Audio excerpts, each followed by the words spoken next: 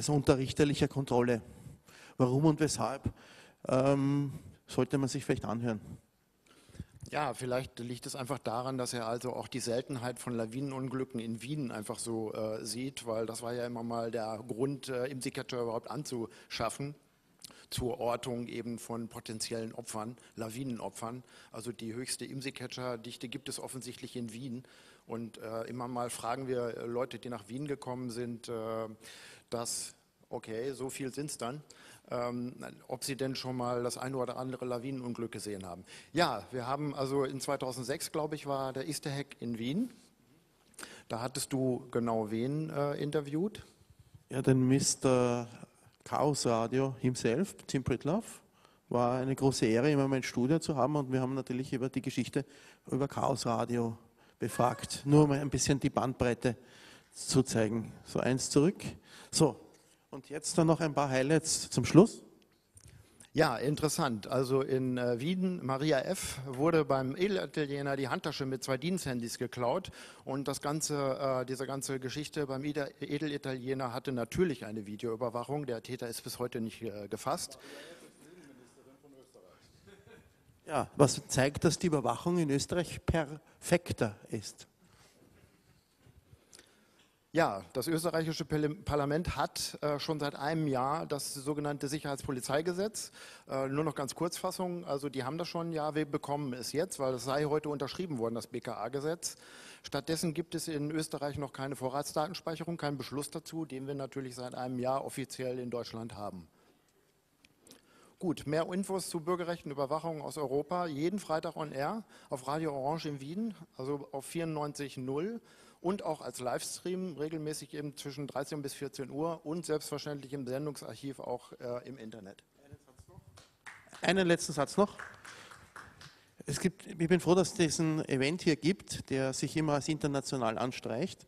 Wir reden aber oft über die deutschen Probleme. Die paar Beispiele, die wir aufgezeigt haben, sollen zeigen, dass Österreich oft vorprescht mit etwas, was dann später in Deutschland kommt.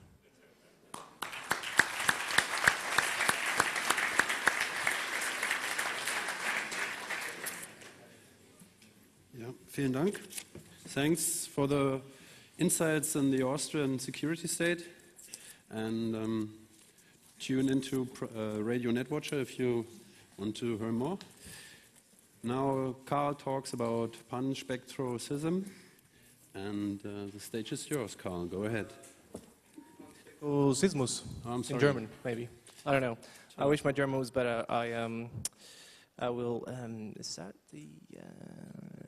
There we go. Anyway, my name is Karl Palmas. I'm a sociologist of some description, and I'm doing a research project currently about contemporary modes of surveillance. We often hear this Orwellian expression that Big Brother is watching you, and that's something that we always come back to when we talk about surveillance. And we feel, me and my colleague Christopher, who's sitting here, that maybe that idea is not always working, especially in the light of current debates on surveillance that we've had back home in Sweden recently. We have to ask ourselves questions like exactly what is being watched and what does watching entail? So for instance, I mean, it's not so much in the recent debates about the FRA bill as we've had in Sweden that it's not so much us as individuals that are being watched. It's a lot more about the inputs of our minds that are being watched and registered in various ways. In terms of what is being, what watching is entailing, it's more and more along the lines of rendering our probable futures visible in various ways. You would see this in what intelligence agencies are doing, but you would also see it in big business, trying to come up with various ways of, like airlines knowing which people to upgrade in order for them to not choose another airline next time. So these are the kinds of new modes of surveillance that are evolving. One old way of looking at what surveillance would be is this old Jeremy Bentham notion of the panopticon. Like a human being looking at you as an individual. Whereas now we see a lot more types of surveillance that are closer to what Manuel de Landa, a philosopher, calls the panspectron. Monitoring of any kind of anything, all the kind of electronic traces that we leave behind. So in that way, being panspectric in the sense of all electromagnetic activity, not only the visible light that a human eye can see.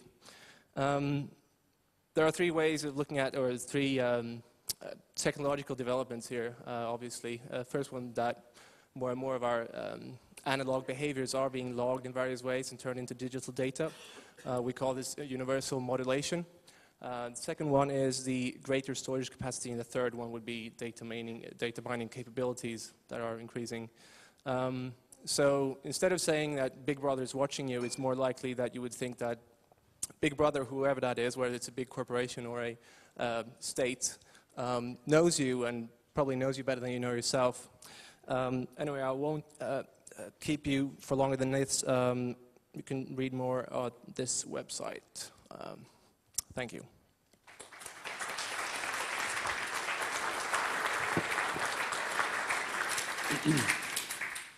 Tack så mycket, Carl. Thank you very much. So we are coming through the next speaker, Christopher. You're talking about a magazine? Yeah. Okay, go ahead. Thank you very much. My name is Christopher Cullenberg, and I'm the editor and publisher of the Resistance Studies magazine. And it's available for free downloads on rsmag.org. And the magazine consists of articles concerning resistance practices and social change in a very general and theoretical and an empirical way. So it's a peer-reviewed magazine, and here is a kind of a flow chart for the peer review process. And thanks to the internet, we are able to have a very short peer review cycle. So we feel very enabled by this new technology. So we publish shorter articles between 2,000 and 4,000 words, and also book reviews, and we are an open access magazine, and we are a member of the Directory of Open Access Journals, which we find very important for making social science and humanities to spread worldwide. But there is a problem, and this problem is very serious. At least that's my opinion. Because with the internet and internet publication, there comes internet surveillance. So for a magazine like the Resistance Studies magazine, which deals with kind of controversial issues sometimes, activism, resistance, maybe even terrorism, it will be impossible for us to guarantee that the authors will be anonymous in the future. And the Swedish case is, I would say, the most important aspect is the FRA law, which is a law that allows the state to copy all traffic data from that is passing the national borders. And this one will be effective on the 1st of January. So I would say that this will make critical research less attractive for academics. And as we have heard on this conference and also in the media, there will be a fear of that there will be similar cases to André Holm, who was arrested for doing exactly what we are trying to publish. This, from a philosophical point of view, leads to bad science. That's my argument. Because if nobody dares to research controversial topics anymore, nobody dares to go out and look what happens in the streets where activists are protesting or something like that, it will lead to bad science, because this will leave a black hole in the domain of knowledge. And it's not, the future doesn't look very good, because we have in Sweden at least, and you already have this Vorratsdatenspeicherung in Germany, we will be having this data retention law will be brought up in the parliaments this spring.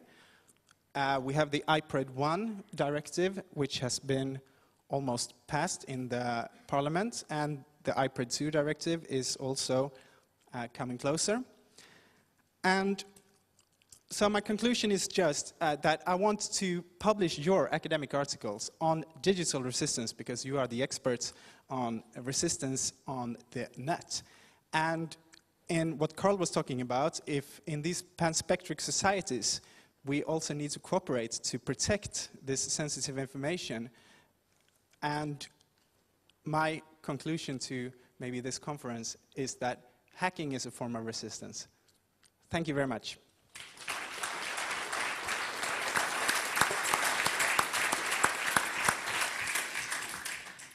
Tack, Christopher. Thank you very much. So today we are widening our attention to Austria and Sweden. Can't be a mistake. So the next speaker is Michiel.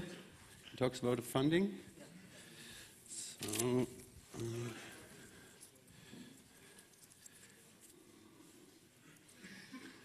funding.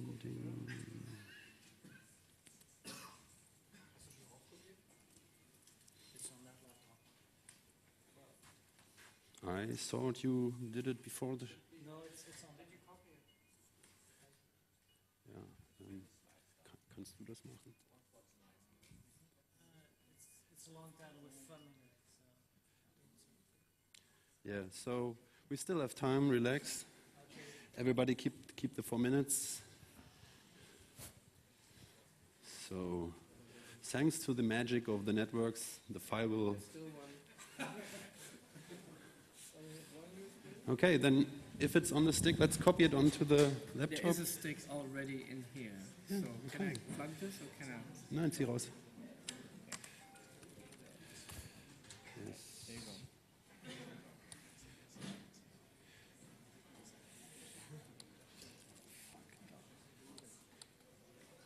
No, we didn't request a Windows machine. So, wo ist die File? Well, it's nice to see one. I haven't seen one in a long while. Where is the file? Yeah. Wo ist die Datei? Du hast ihn gerade raus? Ach so. Ah, okay. So. System normal, all fucked up.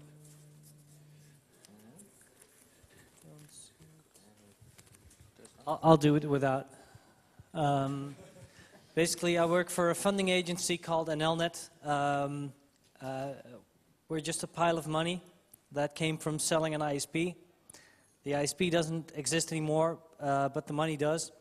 And basically, what we try to do is fund the kind of things that you do. So we fund a lot of developments like Tor, Freenet, GNUnet, and other sorts. Anything that is network related is eligible, but we also do a lot of privacy-related stuff, open document format, instant messaging. So basically, there may be... Which is the file name? It's a big, long name. It's like... Whatever. Continue. Yeah. So if there's people among you that have had a good idea for the last couple of years and didn't come to actually spending the time to do it, why don't you take 6 months off, contact us, ask for money, get it, and start programming. So all that's the URL to visit is nlnet.nl. We're a Dutch-based organization, but we operate on a global scale. We can fund projects easily up to 30,000 euros. If you require more, we can go quite significantly up, but then we have other procedures. If you just need some hardware for hacking, like if you want to hack some Wi-Fi cards or routers or whatever, that is eligible, travel costs and so on. And it's a very easy and no hassle procedure where we can be completely anonymous even if you really need it, because we're not a government institute, we're a private trust fund, so a charity. So, and meanwhile, there's still no progress. So forget the slides; they will be up on the wiki, I guess. And if you're either a student looking for a summer job, but you don't want a Google code thing, or if you just fell unemployed, or you just had a great idea but you don't have the time to do it, well, contact me. I'll be available throughout the rest of the night, I guess. Okay, thanks.